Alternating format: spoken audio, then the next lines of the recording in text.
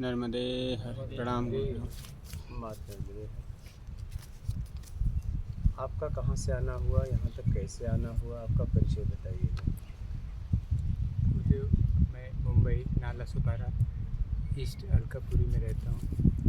Live में पिछले लगभग 6 महीने से आपको सुन रहा हूँ और सुनते सुनते तैयार होता हूँ। हर महीने 1-2 टिकट कैंसिल भी कराया, लेकिन मेरी किस्मत जो भी हो, और शुरू से यही लग रहा था कि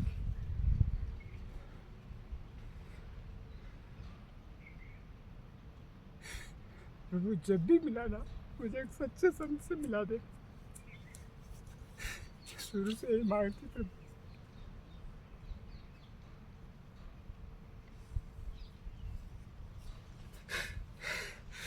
नहीं तो मत मिलाना।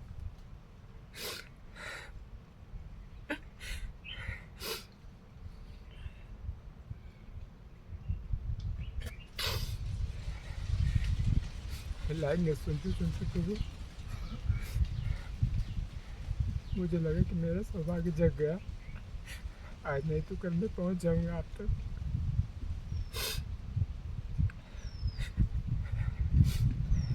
और अभी तक तो मैं अपने को बहुत दुर्भाग्यशाली समझता था, लेकिन आज से नहीं। अगर ऐसा होता तो आपका दर्शन ना हो पाता।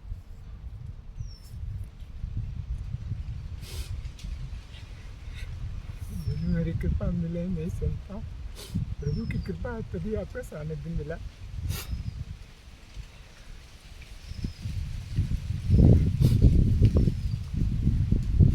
हाँ, तो वही अलकापुरी में रह के आप भगवत मार्ग पे चल के आज उपलब्धि को प्राप्त कर लिए। वहीं पर मैं उसी नाला सुपारा में रह के उसी नमक रोटी के चक्कर में, 99 के चक्कर में लगा रहा हूँ। गुरुदेव, मैं नहीं निकल पा रहा हूँ।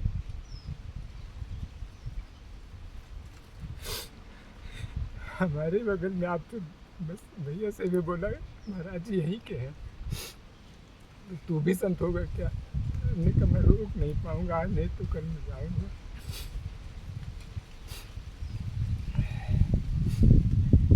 कभी मैं छुट्टी नहीं मारता था, कभी नहीं। 12 साल के उसने वीकली आपके सिवा कभी छुट्टी नहीं लिया। लेकिन मुझे एक ऐसी तड़पन हुई कि बस अब मत चूको। अब चूक गए तो फिर 16 मई के बाद तुम चूक जाओगे हमेशा के लिए। वही 16 मई मुझे दिमाग में बैठी हुई कि जल्दी पहुँचो।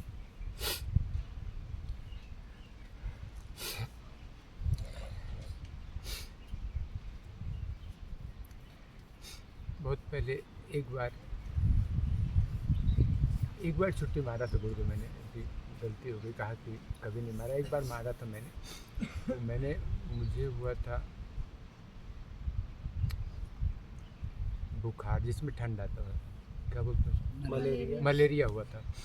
मलेरिया, मैं बीमार भी जल्दी नहीं, शरीर से नहीं पड़ता प्रभु। मुझे गुरुदेव एक लोकल ट्रेन में चढ़ा तो सीट के नीचे एक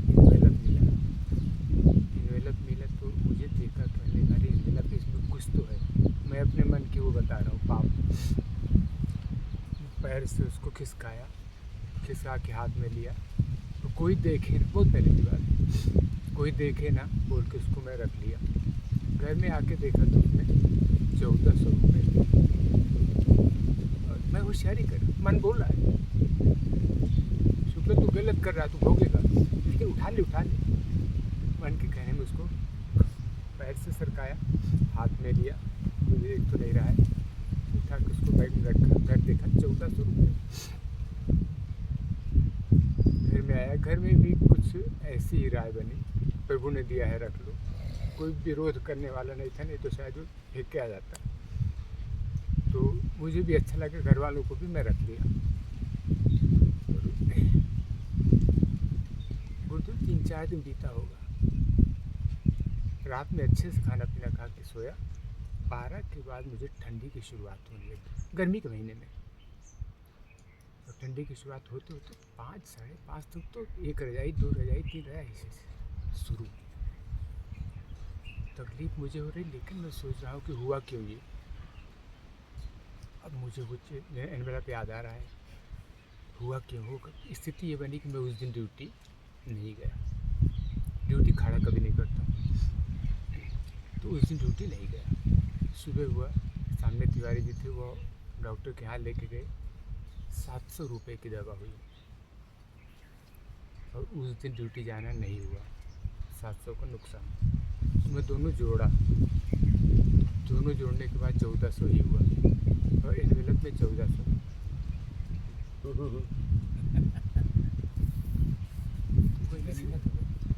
मैंने कहा अभी तुम्हें और कुछ सीखना है, ये प्रभु सिखा नहीं रहे हैं।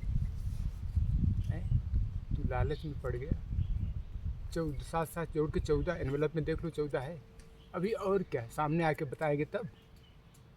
आपने कर्मों का परिणाम बताया था, मिलता है। तो अभी और क्या चाहिए आपको। तो ये बातें बड़ी असर कर गई कि हम अकेले नहीं हैं, हर पल किसी की निगाह हम पे है एकदम और कर्म का फल हमें मिलेगा ही मिलेगा, पक्का। ऐसे ही गुरुदेव, इसके बाद फिर मुझे लगभग 6 महीना बीत जाने के बाद घर से गांव जा रहा था इलाहाबाद उतरा तो एक पर्स मिला। पर्स में भी कुछ पैसा था, 800 रुपये था। उसमें एक देखा, उठाते ही इस बार भाव बदल गया है। उठाते ही अरे किसी का पर्स गिर गया। उठाया, पत्नी को बोला कि किसका, बोले देखो कुछ नंबर रहेगा। उस बार नहीं बोली, इस बार देखो कुछ नंबर रहेगा। तो एक LIC का कार्ड था, उसमें सुरेंद्र ऐसा कुछ नाम लिखा था, एक फ़ोन नंबर। उसको स्टेशन से ही मैंने फ़ोन किया, भाई साहब ऐसे ऐसे है इलाहाबाद स्टेशन से आपका पर्स मिला। हाँ ठीक है, आप रखो, मैं आता हूँ। तो साहब भी कहीं कोई दूसरे डिस्ट्रिक्ट के थे वो, तो मैं आता हूँ बाद में, आप रखो। तो लगभग 15-20 दिन गुजर गए और अपने पास रखा उसको। 15-20 दिन बाद फिर मैंने कॉल किया उसी नंबर पे सुरेंद्र को।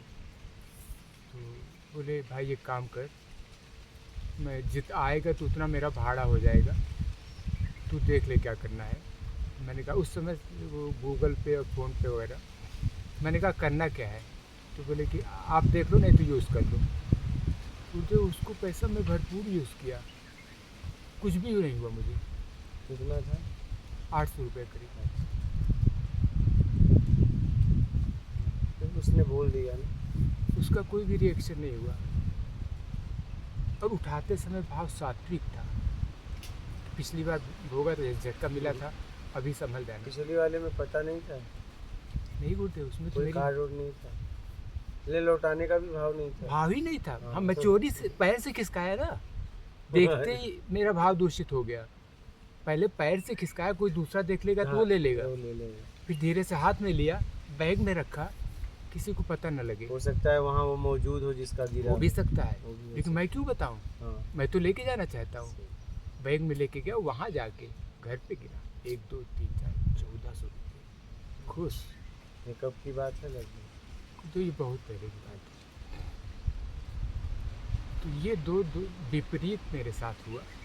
तब मैंने कहा कि एक निगाह है जो हर पल तुम्हें देखती है, उसके बाद तो कर्मों का सिद्धांत आपका कर्मफल कई बार सुना। मैंने कहा बस सब हिसाब किताब होगा, अच्छे तरीके से होगा। हाँ, जरा सा भी उधर उधर नहीं होगा। और कोई प्रश्न है आपका? हाँ गुरुदेव, प्रश्न तो अच्छी खासी सूची है। 6 महीने से प्रश्न इकट्ठा कर रहा हूँ, अच्छा, लेकिन अब जैसे जैसे याद आएगा वैसे। अभी कोई प्रश्न?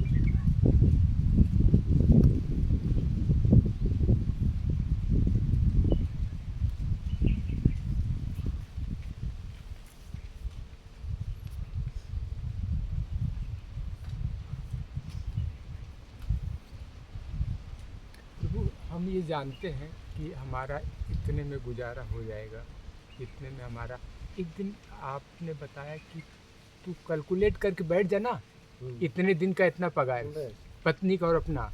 उस दिन मैं सच में लेके कैसे बैठ गया। अब देखा 200 रुपये रोज़ के हिसाब से, सिर्फ दाल रोटी नॉर्मल वस्त्र, तो 14,20,000 कुछ रुपए बना था, अच्छा, सब जोड़ा। और 20 साल की लाइफ का कैलकुलेट किया था। हाँ। आपने कहा तो मैं बैठ गया, और मेरे पास टाइम था। जो देखता हूँ गुड्डे उसको अप्लाई करने की कोशिश करता हूँ, फिर सोचा कि 14 लाख मेरे पास है क्या, इंश्योरेंस और पीएफ वगैरह मिला के जोड़ा, कहीं इतना तो लगभग हो जाएगा। लेकिन फिर 2 बेटियों की शादी, उसका क्या करेगा? मैंने कहा ये गुड्डे से पूछेंगे। तो अभी मेरे को अपना मतलब 2 बेटियां हैं सिर्फ, दोनों, एक बीकॉम फाइनल हो गया उसका, एक 12वीं करके बीकॉम में एडमिशन हुआ है। तो शादी किसी की नहीं हुई, अभी सोच रहे हैं, बोल रहे जॉब मिलने के बाद।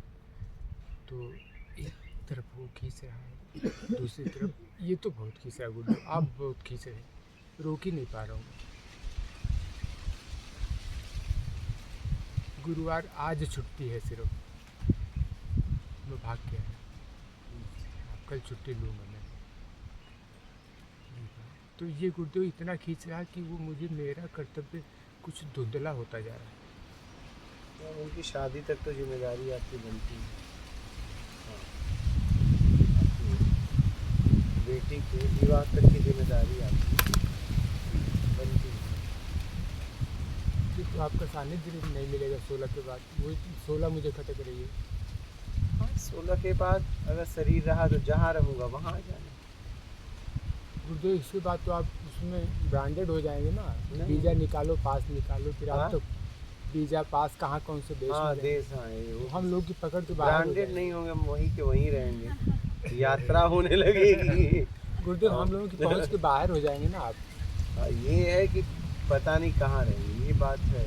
जैसे आज हमारी आपकी बात हो रही है व्यक्तिगत, फिर उसके बाद होना मतलब वो हो जाएगा। गुरुदेव ये 16 तारीख को मुझे कई सवाल हैं कि आपके जाने के बाद फिर यहाँ पे कोई तो ऐसा हो जिसका भय हो कि चल करना का निकल ले। नहीं, यहाँ सिस्टम बनाया हुआ चलेगा ना, यहाँ सिस्टम काम करेगा। हाँ, यहाँ मेरा आना जाना लगा रहेगा।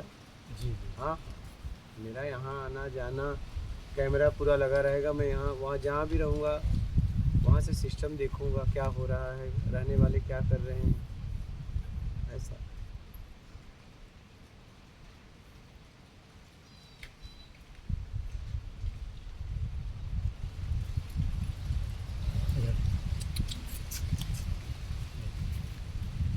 सिस्टम लगा रहेगा, ऐसा नहीं पूरा।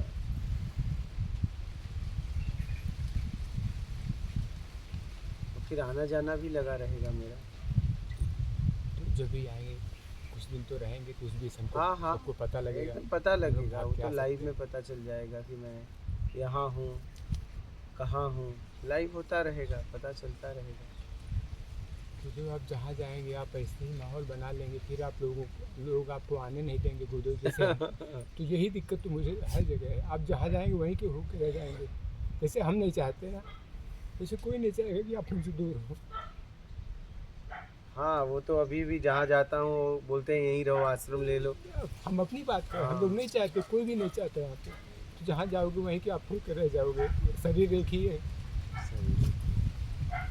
तो फिर दूरी आपसे कैसे। कोई बात नहीं, मिलना संयोग है, वियोग है, वियोग है, संयोग है। यही तो है संसार में। तो बीज पास बना करके सब आपका पीछा करूं, वो भी पॉसिबल नहीं है कि पास नहीं बीजा हो जाए। ये सब कहाँ देश विदेश आप घूमेंगे अपनी कैपेसिटी। उन शब्दों में जियो, उन शब्दों में जियो। जहाँ भी रहेंगे सत्संग करेंगे, सुनते रहना, उसमें जीना। अगर उन शब्दों में जियोगे तो हम तो तुम्हारे साथ ही रहेंगे। हाँ? शब्दों के पीछे तो जिसके भी शब्द होते हैं उसके पीछे वही तो होता है। हुँ?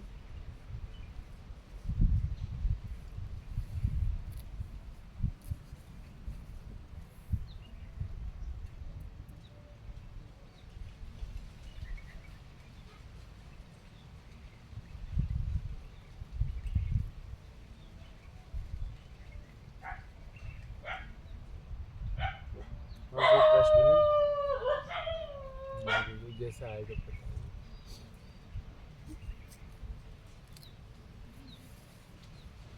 ठीक है, लग जाओ अपने कल्याण में, ठीक है।